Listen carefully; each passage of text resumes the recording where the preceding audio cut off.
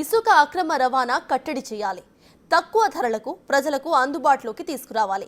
ఇదే తెలంగాణ సీఎం రేవంత్ రెడ్డి ముందున్న ప్రస్తుత లక్ష్యం. దానికోసం అధికారులు రంగంలోకి దిగారు. దానికి సంబంధించిన అన్ని విధి విధానాలను రెడీ కూడా చేస్తున్నారు. అంతేకాదు, ఇసుకను నేరుగా డోర్ డెలివరీ చేసే వ్యవస్థను సైతం సిద్ధం చేస్తున్నారు అధికారులు.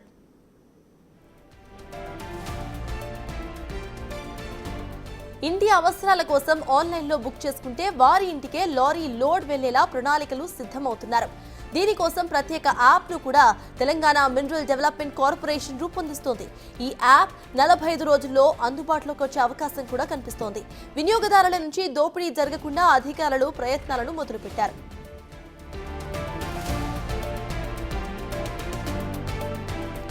కిలోమీటర్కు ఓ రేట్ ఫిక్స్ చేస్తున్నారు. ప్రస్తుతం టన్ ఇసుక 405 రూపాయలుంది.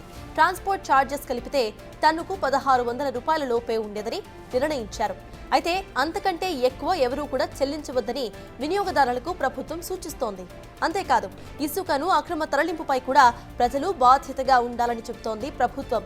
అక్రమ రవాణా జరుగుతున్నట్టుగా తెలిస్తే ఫిర్యాదు తప్పనిసరిగా చేయాలని టోల్ ఫ్రీ నంబర్స్ కూడా ఇచ్చారు.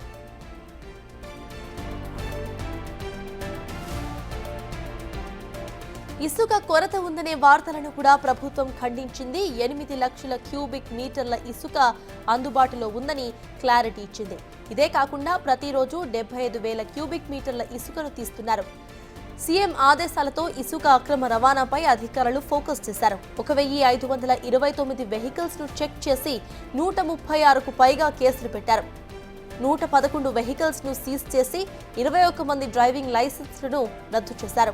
ఓవర్లోడ్తో ఇసుక తీసుకువెళ్తున్న వాళ్లను బ్లాక్ లిస్ట్ లో కూడా పెడుతున్నారు. ఇసుక అక్రమ రవాణా జరుగుతున్నట్టుగా ఫిర్యాదులు వస్తున్న ప్రాంతాల్లో సీసీటీవీ కెమెరాస్ ను ఏర్పాటు చేస్తున్నారు. రాబోయే 40 రోజుల్లో అన్ని చోట్ల కూడా సీసీటీవీ, ప్రతి జీపీఎస్, వేవ్ బ్రిడ్జ్లు ఏర్పాట్లన్నీ కూడా పూర్తి చేయాలని ప్రభుత్వం టార్గెట్ పెట్టుకుంది.